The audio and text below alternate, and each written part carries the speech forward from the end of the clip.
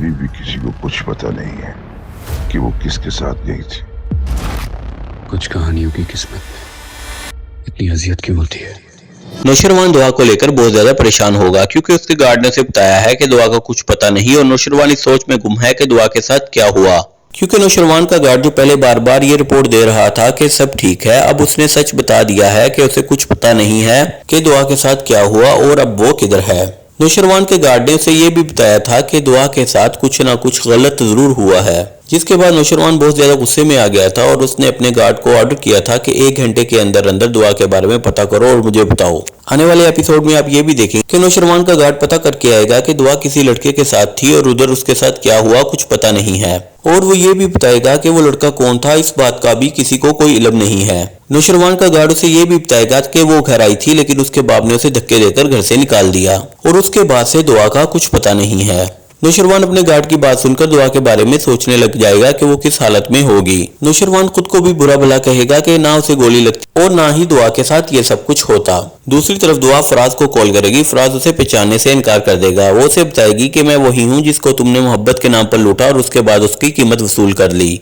दुआ की कॉल आने के बाद फराज फिजा पर जुल्म करेगा क्योंकि फराज अब ये चाहता है कि वो फिजा को जल्द से जल्द घर से निकाल दे, क्योंकि फराज को पता है कि अगर ये कहानी उसके बाप के सामने खुल गई तो वो फराज को नहीं छोड़ेगा, क्योंकि फराज का बाप ही वो वही शख्स है जो कि फिजा के साथ है और उसने अपनी बीवी से भी कहा है कि कोई भी फिजा को गलत नहीं कहेगा और फिजा कहीं नहीं जाएगी, वो उसके घर में ही रहेगी, क्योंकि फराज की माँ भी फिजा को अब घर से निकालना चाहती है। फराज के बाप ने कहा है कि दुआ की गलती की सजा हम फिजा को नहीं दे सकते। जितना अच्छा फराज के बाप को दिखाया गया है, अगर उसे फराज का सच पता चलेगा तो वो फराज को घर से ही निकाल देगा।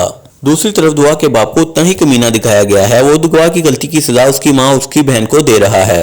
वो दुआ की माँ को कहेगा कि ये सब कुछ तुम्हारा ही कसूर है, ना तुम बेटियां पैदा करती और ना ही मुझे ये दिन देखना पड़ता। आने वाले एपिसोड में आप ये भी देखेंगे कि दुआ पार्टीज में एंटरटेन करने वाली लड़की बन जाएगी, क्योंकि दुआ अब जिस औरत के घर में है वो भी कोई अच्छी औरत नहीं है। उसका काम ये है कि वो पार्टीज के लिए औरतें मुहैया करती है।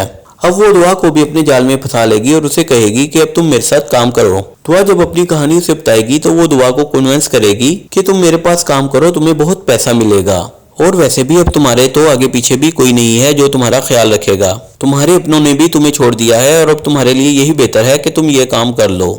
दुआ उसके लिए काम करना शुरू कर देगी। नौशरवान दुआ के ना मिलने की वजह से बहुत ज्यादा परेशान होगा और उसे वो ढूंढने की कोशिश भी करेगा लेकिन वो उसे नहीं मिलेगी।